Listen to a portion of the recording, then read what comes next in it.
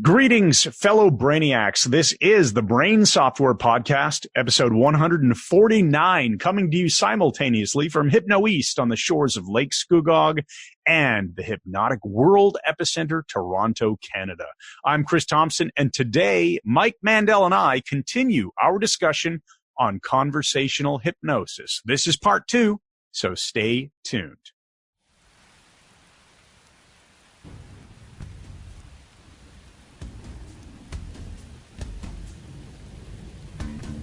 Hey, man, what's happening, Scro? It's Dave Ambrose, man, the people's physicist, coming at you from way up there. Even though I'm higher than Skylab, there's so much going down. I feel like I'm going to get COVID-19 of the pouch, Scro. But don't worry about your old pal Dave, man. I'm staying safe up here in the 42nd dimension because our pal Bill Gates swept it all clean, man. Oh, it's really far out. Can you dig it? It's awesome up here, Scro. I'm hanging with a bunch of dead rockers.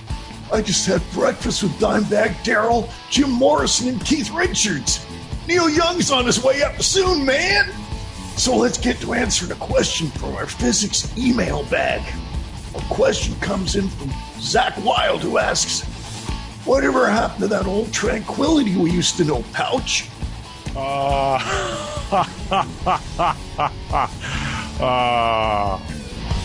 These are days of major effing victory, Scroll. Fellow Corona shelterers. It's a grim day and a red day, but it's also our day. The lights are on and everybody's home. And believe me, our elevator never goes to the 13th floor. So let's bring, and I mean bring on, a man with a brand new Wi-Fi system that's giving him download speeds of 300 megabits per second. The Grandmaster of Hypnosis with 55 years of dancing with the stars. Not dead yet. And a man who will fight any other hypnosis trainer in the world in a cage match. Anyone at all, except for me, David Snyder, Rick Green, Freddie Jacquin, and Jorgen Rasmussen. Mike Mandel! We are not witches! Thank you, Chris, and here we go. What a day. Another remote podcast, and we're having a blast, buddy. Yeah, it's a little bit more odd to try to align the "these are days of victory" comments and other unison-stated words, but it's working out fine, and I'm starting to enjoy these. So let's get started with it. Yeah, I mean, just the remote stuff. It's always a little bit more of a... It's a challenge. And the sound quality, in my opinion, isn't quite as up to par, but it's pretty darn good. Well, it's beautiful with this gaming headset with the mic because you never have to tell me to lean in anymore to the microphone. That's right. Listen, let's talk about that Wi-Fi thing for a moment, just a moment, and the nocebo effect. Before we do, though, let's just make sure everyone understands this is part 2 of a 2-part series on conversational hypnosis. Part 1 was episode 148. If you haven't heard that yet, might be a good place to start. Otherwise, this is fine. You're in the right spot. Over to you, Mike. Thanks, buddy. You know, I did get the Wi-Fi. I've had crap Wi-Fi because my system was really antiquated, probably 7-8 years old. And in my sunroom in the back of the house, I was getting 7 megabits per second. 7. Is it bits or bytes for that? Megabits. Okay. Well, I was getting 7. And with the booster, with the repeater, I was up to a full 10. So I just had enough. I got to thank my dear friend Chris Thompson, who told me what to buy. I bought this Eero system on Amazon. I'm getting 300 in my office. I'm getting 200 in my basement. It's fantastic. But my wife, whose strong suit, even though she's really smart, her strong suit is not science. She doesn't want it blasting, quote unquote, blasting into her head all day.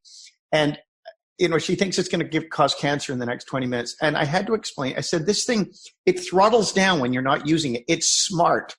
And oh man, what a discussion / argument we had. Now, Sebastian, if you're listening to this, don't bring this up. This is the kind of thing you go say to Heather, oh, I hear you guys had a big fight over the Wi-Fi. Well, how do you know that? Well, it was in the podcast. Just don't mention it. just shut up about it. So I had to instruct her not to talk to our friend Ryan because once I get the system all set up, last night, Chris, going to bed, she was convinced she could feel that it was on and it was making her ill. This is the nocebo effect. Yes, just like the opposite of placebo effect. I said this to her. So when you put that in a text to me, it's nocebo effect. I said, it is. Placebo effect, you get an improvement because of belief, even with actual drugs, not just placebos. But nocebo effect, if you believe something's going to screw you up, it probably will. And so I said, okay, I'll go in and unplug it. And I unplugged it. As soon as you unplugged it, I felt better. So I rummaged around, cleaned the cat litter, and pretended to plug it in again. And she's lying in bed going, did you just plug it in? I went, I'm not saying. Tell me how you feel. She would not commit to whether she felt okay until or not. you answered. Anyway, so today, here's the final point of it. Today she wound up making me move one of them. After this has configured itself perfectly for the app into the back. And I pouted and complained, and she was going to phone Ryan. And I said, don't do that. I refuse to let you speak to him, which of course I can't. She's my wife. She can talk to whoever she wants. Bottom line is, with your intervention, Chris, and explaining that it's not blasting Wi-Fi through your head, and me showing her on her own iMac that we can see the Wi-Fi of 9 other people in our neighborhood right now, nothing will happen. Everything is bathed in electromagnetic radiation. Nothing will happen. It's not like a bomb firing at you. Because it was more efficient, she thought it meant it was louder, if you get my meaning. We're going to have to get back to this maybe when we get into metaphors. Because we did come up with 2 versions of a metaphor to pass this, right? Because that's right.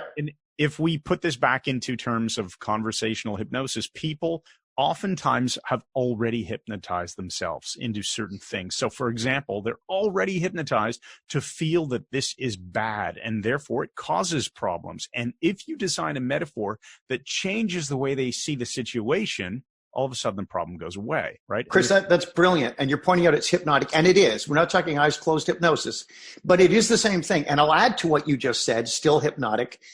We have now also the confirmation bias. Because Heather will then say to me, I went online and there's all kinds of people warning that Wi-Fi will give you cancer. Well, it's because you're searching with the parameters, will my Wi-Fi kill me? I said, no, you're not searching and saying Wi-Fi does not cause you any problems. We're looking for information that feeds our own reality tunnel all the time. And Ryan would feed the cancer one to eternity if I let him. If you want to live in a world of confirmation bias, simply come up with something that you think is true and then Google for evidence. And even that. Perfect solution, right? Yeah. Even that. You can even Google that, you know. Well, Chris, let's help me with confirmation bias. You'll find all kinds of articles about it. All right. So let's go to the think tank words of the day.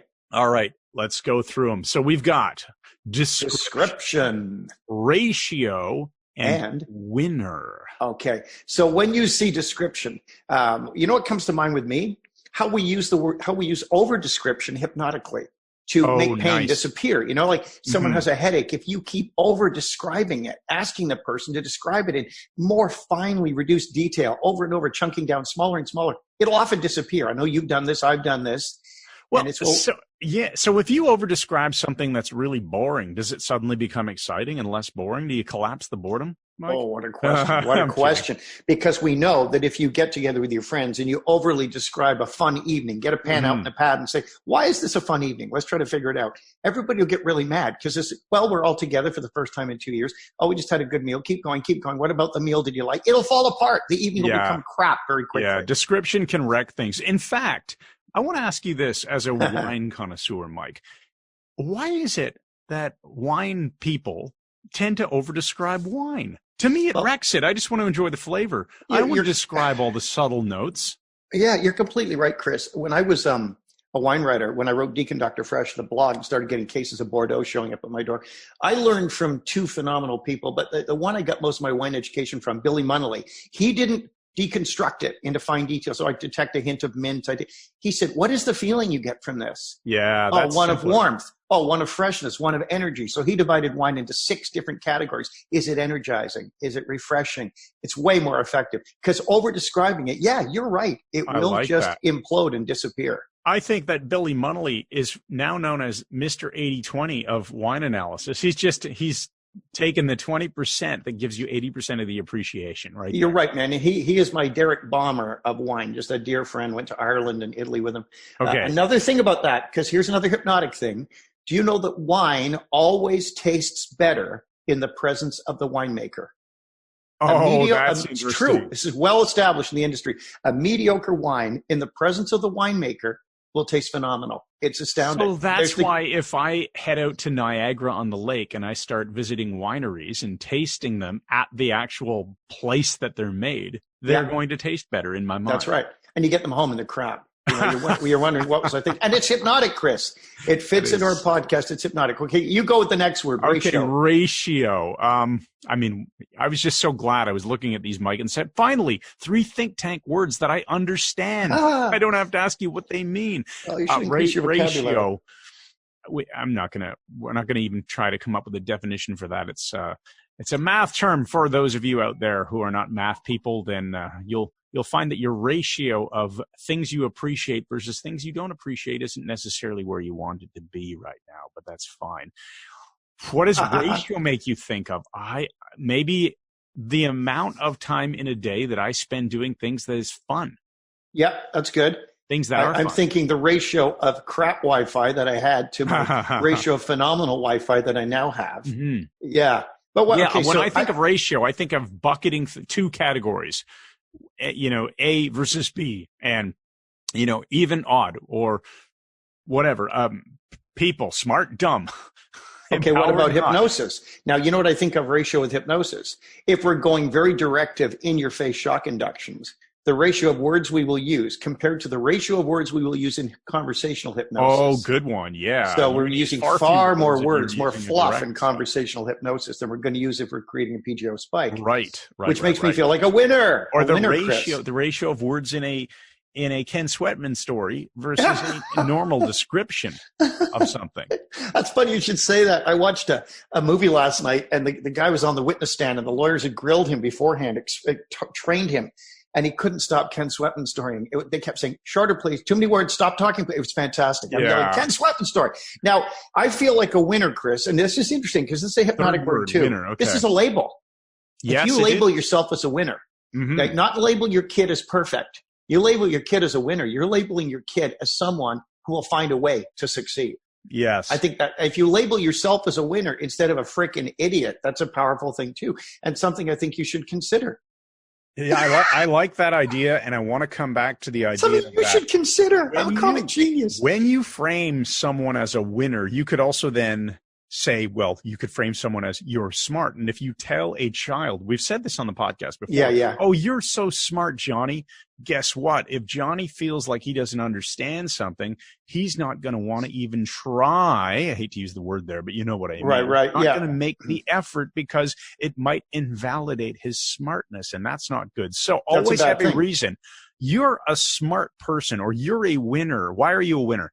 Answer that as the follow-up. You're a winner because you're the kind of person, and now put it into process, who always works hard to figure something out or overcome a problem. Whatever always makes the best of things. Yeah. That's fantastic. Yeah. And you know what? We even shouldn't use the universals like always and never. We should say, because you're the kind of person who usually goes the extra mile to make people feel good about themselves. Let's say you're a very kind person. And I say that because it's a really good thing to remember. And actually, that'll be a nice segue into our conversational hypnosis topic, because when you can justify why you're making a claim and you then describe the process a person uses, like you're the kind of person who goes that extra mile to make people feel good about themselves. Now, that's a nice opener for conversational hypnosis. It is. Right?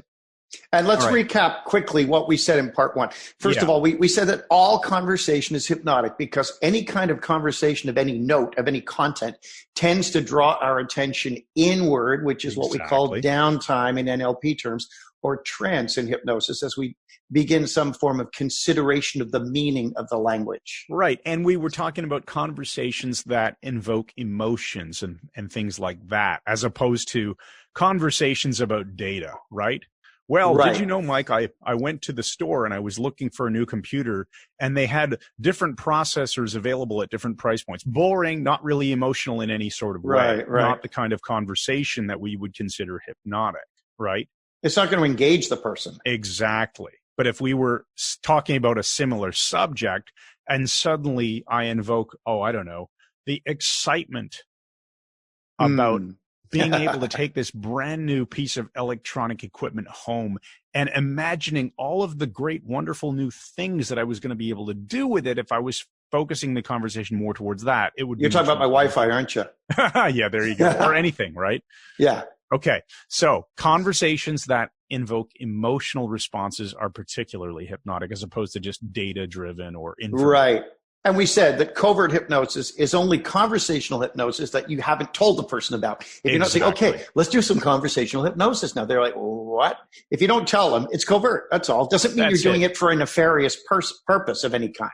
Exactly. Right. Conversational hypnosis can be something that you absolutely do with someone else's full knowledge that you are doing. You could even call it hypnotherapy, whatever you want to call it. Yeah. It's something that they're aware that you're working hypnotically. They're participating with you in this on purpose. Covert, you just haven't disclosed it.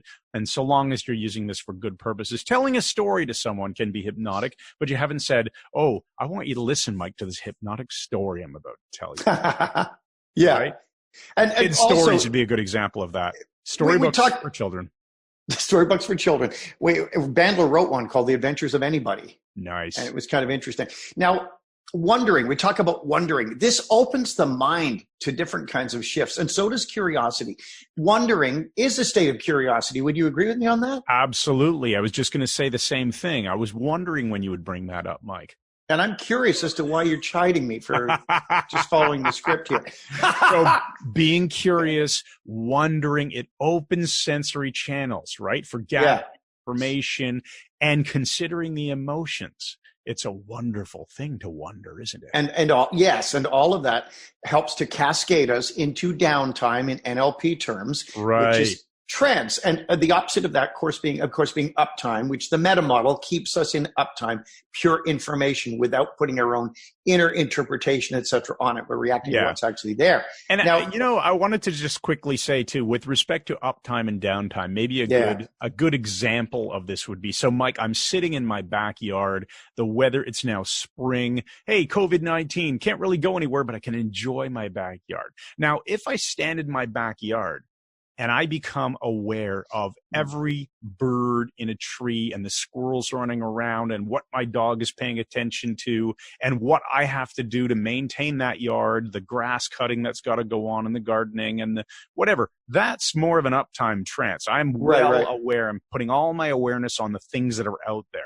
If I sit into a chair and feel the sun and allow myself to just really enjoy the experience of living in this environment and having this yard that I can really feel good and proud about. Oh, all of a sudden, I'm not paying attention to anything that's actually going on in the outside world. That's right. That's good to know. Awesome. And interestingly, you made a good point there, Chris, as well, when you said an uptime trance. And I agree with you. Uptime is of itself a trance too, in and of itself. And we said that it's important to calibrate. You have to be calibrating the person to even know you're getting a response. Right. And we also said that intention is crucial. Yes. We don't know why it works. It's kind of a little bit woo, but intention is sort of a power behind all this. It focuses our will, et cetera, in ways we do not understand. So that was our quick recap of podcast 148, part 1. And now we want to continue on with podcast 149. Now it's 149. Right. What's that? You said that was 148, part 1. And I said, now we're not doing 148, which is part 1 of the conversational hypnosis. Understood. But we don't even want to think you're saying this is 148, part 2. I think everyone else understood it. Well, they certainly do now. We'll edit all this out. So continue, buddy. Go to the next point. Okay, so we're going to continue on now with some of the techniques that you can actually use, right, Mike, to create all of this. Because essentially part 1 was about the foundational things that you want to have happen. And part 2 is a bit more about how you actually go about doing that. Yeah, no, the first thing that's good pre-frame. The way I like to think of this is I enter into a hypnotic loop with someone intentionally. And when I'm doing this conversational hypnosis, and I learn to flow with the person by, I'm perceiving this in my brain either as a kind of a loop between us of, back and forth information flowing around this loop that I'm drawing in the air with my hand, or I like it ebbing and flowing like waves. So I'm saying something, it's causing this gentle wave to wash over them, and that causes a response. The wave comes back.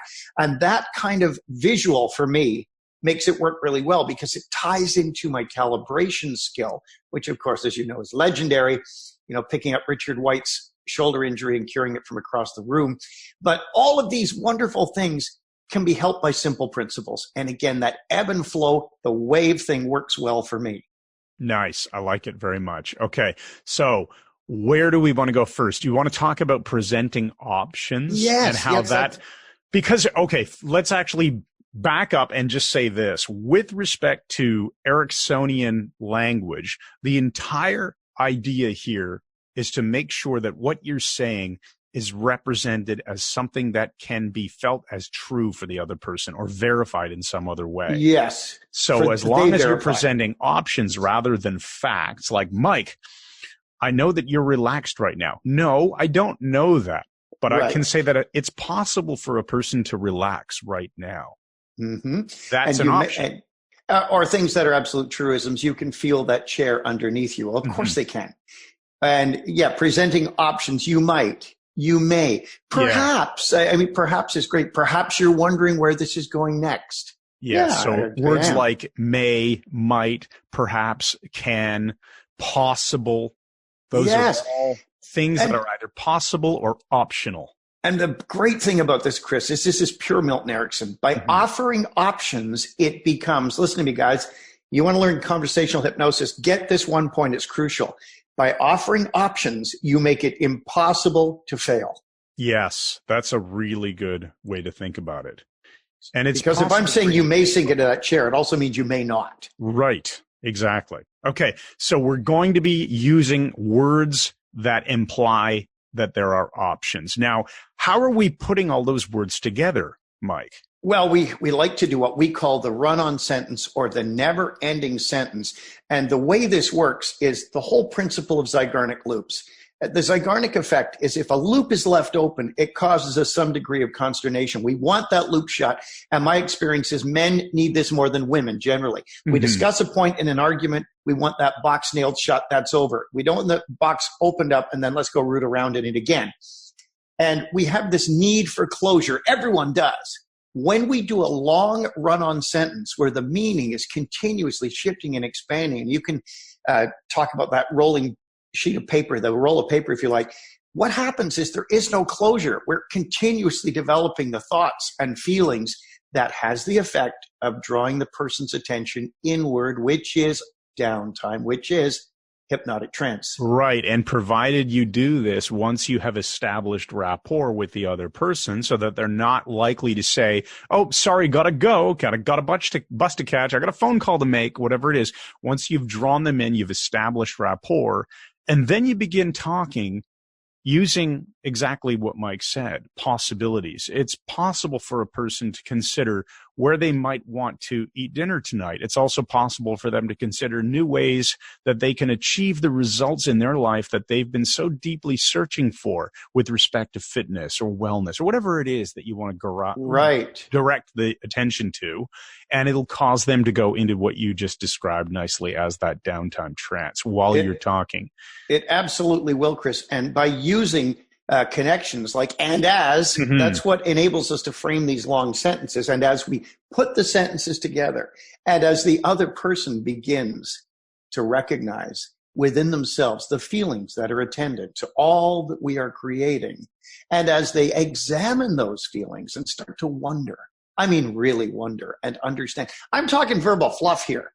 Yes. But with the and as, you've got to go inside to make some sort of sense of it, and it keeps unpacking. Explain about the roll of paper. Yeah, actually, but right before I do that, actually, no, I'll do that now, and then I'll ask you what I'm going to ask you, which is I'm going to ask you to address the idea that hypnotic language, in order to maintain rapport, if you're doing it more covertly, you don't want to come across as sounding weird and bizarre, right? Right. So there's a difference between the kind of never-ending sentence that you would use in an ordinary conversation. And as you consider the kind of conversations that you're going to be having when you're using this technique, you want to realize that if you are speaking to someone who knows that you're doing hypnosis for the purpose of therapy, that it's completely okay to change the way you do it and perhaps sound a little bit more as a hypnotist would, slowing down, using even more intention. But there's certainly a spectrum. So we're going to come back to that. I was kind of doing it while I was talking. You know what? I'm telling you this, bro. I'm telling you this now. This is going to be a 3-part podcast. I don't know. I think we can do it. We have Are you crazy? We got 8 minutes to wrap this thing up. No, we'll 12 go minutes. on. We have longer than that. We're okay. Fine. All right, good. We need to describe the canvas of the roll of paper metaphor. Very quickly, this is the way I like to describe it to our students. When you are talking, and when you are talking using language that we call artfully vague, the person listening has to somehow chase the meaning and assign meaning to the words that you're delivering. So as you continue to talk about some topic, whether it be, as Mike often likes to talk about, that time that his family took him to this, cottage property on the Trent River, whatever it is, people are internally representing what's going on and attaching meaning to those words. And as you keep talking, it's almost as if you're an artist or the person is an artist, and they are trying to chase the meaning of what is being painted upon this roll of white paper that is constantly unrolling in front of them. And it continues to unroll, and they continue to try to chase what's being written or painted upon that surface, and it keeps changing. Right. So this is what keeps that critical faculty offline and gives us an opportunity to slip in emotions and suggestions, and both emotions and suggestions working in parallel. Right. So that's basically what we're doing. Now, I want to briefly stop and say, if you want our full course on this, and when I say full course, understand we have a 45-ish minute course called NUVI, Nominalization Unspecified Verb Induction. You can find it. It is free on our website, MikeMandelHypnosis.com. Just go there. It'll also be in the show notes. I'll put a direct link to it, but there is a free course that is quite tightly packaged and really well explained that we created that shows you how to craft these never-ending sentences. That way we don't have to spend so much time on the podcast. Nice. That's good, buddy. Notice I did not interrupt the URL as well. All right. Now, so give me a demonstration, Mike, then, of let's just do one version, because I think everybody can imagine that if it was a hypnotherapeutic context, it could slow down and get quite intentional and a bit more weird sounding, and that would be okay. But show everyone, what would it be like to just talk in a never-ending sentence without the weirdness? Well, it's interesting you should say that, Chris, because honestly, as you were talking a moment ago, I thought about my initial NLP training in 1992-93 with Chris Dunkley. And there was a woman in the class who worked for Canada Revenue Services back then. And she would go into trance very readily. And I would make a point of having discussions with her over the break and notice that as I was talking to her eyes would begin to glaze over and she would listen continuously more intently. And as she focused on what I was saying, she would begin to get drawn into that hypnotic state without even recognizing that she was going into a trance just by virtue of the fact that I was telling her about what I was doing in the class. And as she went deeper and deeper, second by second, the meaning would continually unwrap and unfold and take her to that place where I could say, wide awake now. Oh, love it. Okay, so let's break that down super quick. You guys can replay that, rewind that 30 to 60 seconds, whatever's necessary. But I want to point out that what was so beautiful is Mike just started out talking like a totally normal conversation. But if you pay close attention, he started slowing down and even dialing up the intention. And taking down the timbre of my voice. Dialing up the intention. Well spotted, Chris. Yeah. So that is a massive, massive skill set to master as you're practicing this. Okay. Let's get on then too. So we've got the idea of a run-on sentence, which means you're simply connecting words to other words using and, as, or and, or while. And while, yeah, because. Now you were using a bit of a metaphor. You were basically telling a story there. Yeah. But it was directed at me. It was more of a way to make it sound like you were talking about something else when you were really aiming your language at me. Yes, that's correct. Okay. Because Karen isn't here and I'm forced to look at you. But I'm doing a dissociation. I'm talking about her. Right. So naturally, as I'm using the language patterns, your guard is down because I'm telling you about telling a story to someone else. Exactly. It's all the layers. Yeah. So telling a story is, in a nutshell, a way to get the guard down on another person, right? Not the only way, but it's a very powerful way. In fact, for those who haven't heard it, we use multiple embedded loops. Chris and I teach stories within stories within stories. And last year in August, Chris and I were in Las Vegas for our 5th HypnoThoughts Live, the biggest hypnosis conference in the world. I was honored and asked to do the keynote there. And I thought, I've got to do half an hour keynote. How am I going to make this different? And I determined to do the entire keynote hypnotically in a series of hypnotic loops without notes. And it was, I think, 30 minutes within about 14 seconds or something, if you take the introduction into account. If you want to hear how to build a case for hypnotic loops, drawing you into a loop, a hypnotic loop, stories within stories within stories, just go to YouTube and look for We'll put it Mike in the Mandel. show notes, Mike. Yeah, you're going to put it there. Thanks, Chris. Make it easy for everybody. We will. So the show notes are going, I think I said this wrong on a couple of podcasts ago. Language police, incorrectly. Correctly, yes. Our new URL structure, very easily. Yeah. All podcasts can be found by going to MikeMandelHypnosis.com/podcast/ whatever the number is. So in this case, it's going to be MikeMandelHypnosis.com/podcast/ 149. And if you go there, you will find the show notes, and we will put in the link to your HypnoThoughts Live keynote, which is phenomenal. So stories, in a nutshell, are ways of disarming the other person. So it is, it's not about me. It's okay to listen. This isn't about me.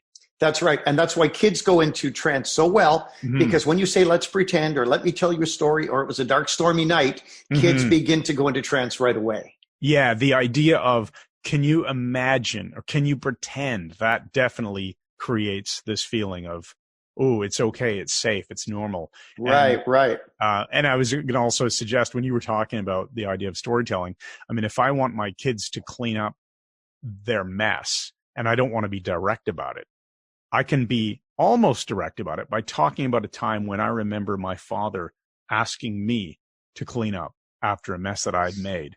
And I didn't want to do it.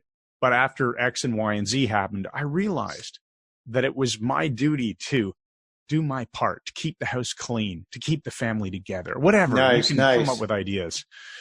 All right, where else do you want to go then? We have a time constraint here. Do we ever, buddy? I'm thinking we make this into another one, and the next one we use the cards and everything. I think we got some great stuff here. Okay, so why don't we then, in the next podcast, we will dive more into nested loops, maybe even a little tutorial on how to create them. We'll talk about embedded commands, nominalizations, analog marking, engagements, and, whatever else you want. I'll tell you what else we'll do, man. On the next one, I will do a full-on conversational induction for everyone listening, that they have a better life. And we'll take several minutes in this so they can sit down, headphones or whatever, and I'll do the full-on hypnotic change for them. Okay, that sounds good. But Chris, I just want to let you know, apparently there has been a news bulletin that's been sitting there waiting to be heard. So bring it on. Yes, Mike, there has been another Gus Grissom sighting. This just in from Jason Lynette. He says, Chris, I just had to contact you and Mike to tell you something amazing has happened. As you know, I'm a highly cultured man with a background in theater, which is why I speak so wonderfully, seldom resorting to slang, cliches, or trite sayings of any kind. As an educated, intelligent, and informed man, I began to feel a deep sense of humanitarian withdrawal, which led me to park my Toyota Prius outside of libraries and theaters, looking for some sort of remedial cultural injection. I found myself near the local high school, outside the Spartan Theater Company in Virginia.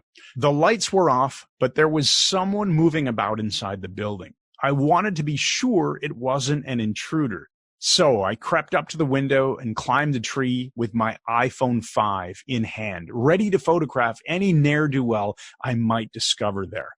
What I saw was astounding and caused me to drop my phone. Gus Grissom was in the hallway. He had a mop and a pail and was wearing a janitor's uniform and was swabbing the floor.